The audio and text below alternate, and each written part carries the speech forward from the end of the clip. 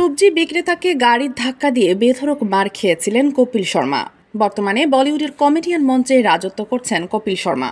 দিন দিন তার সঞ্চালিত দ্য কপিল শর্মা শো অনুষ্ঠানটি ব্যাপক জনপ্রিয় হয়ে উঠছে। হাস্যরসে ভরপুর এই শো দারুণ উপভোগ করেন দর্শকরা।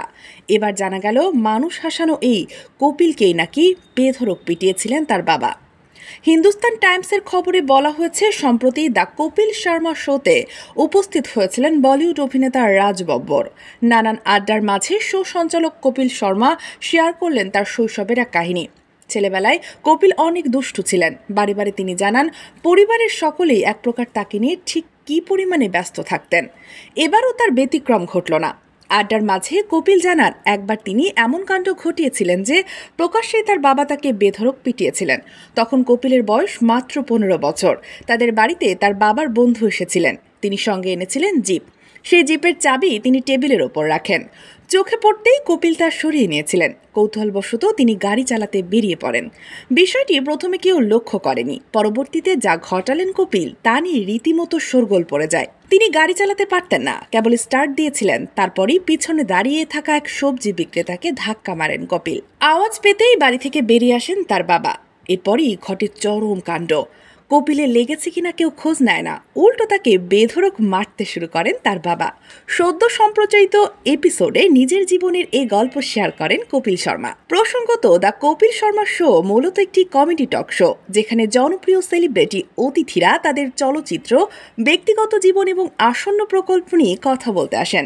শোয়ের প্রধান বৈশিষ্ট্য হচ্ছে তার হাস্যরসাত্মক এবং বিনোদনমূলক উপস্থাপনা, যা দর্শকদের প্রায়শই হাসির ব্রোলিংয়ে ফেলতে সক্ষম হয়। পর্দায় অশ্লীলতা নিয়ে মুখ খুললেন তৃপ্তি। সম্প্রতি মুক্তি পেয়েছে তৃপ্তি ডিম্বের আইটেম গান মেরে মেহবুব। সেই ভিডিও প্রকাশ্যে আসার পরই সমালোচনার মুখে পড়েছেন অভিনেত্রী। এই গানে তার নাচের ভঙ্গি নাকি অশালীন বলে ভক্ত অনুরাগীরা মনে করছেন। তবে এই প্রথম নয়, অ্যানিম্যাল ছবিতে রণবীর কাপুরের সঙ্গে শয্যা দৃশ্যে অভিনয় করার পরেও সমালোচনার মুখে পড়েছিলেন তিনি। বুলবুল ও কলা ছবিতে অভিনয় করে প্রশংসা কুড়িয়েছিলেন তৃপ্তি। তারপরই সন্দীপ রেড্ডি বঙ্গার ছবিতে ঘনিষ্ঠ দৃশ্যে তাকে দেখে অনুরাগীরা বেশ সমালোচনা করেন। সম্প্রতি এক সাক্ষাৎকারে সেই সমালোচনা নিয়ে মুখ খুললেন তৃপ্তি। অভিনেত্রী বলেন, আমি নিজের চেনা গণ্ডির মধ্যে থাকতে পছন্দ করি না।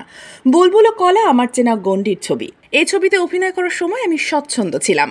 আমার এমনিতে এই ধরনের চরিত্রে অভিনয় করতে ভালো লাগে, কিন্তু অ্যানিমেলের চরিত্র আমার কাছে সহজ ছিল না, বেশ বেগ পেতে হয়েছিল।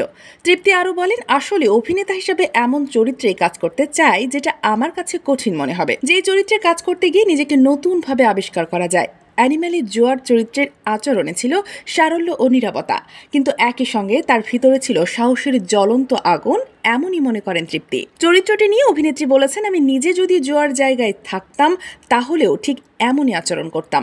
মানুষ হিসেবে আমাদের প্রত্যেকের পৃথক পৃথক রং রয়েছে, কখনো খুব ভালো, কখনো খুব খারাপ, কখনো খুবই কুৎসিত। ছবিতে অভিনয় করে আমার প্রতিটি রং ফুটিয়ে তুলতে পারি।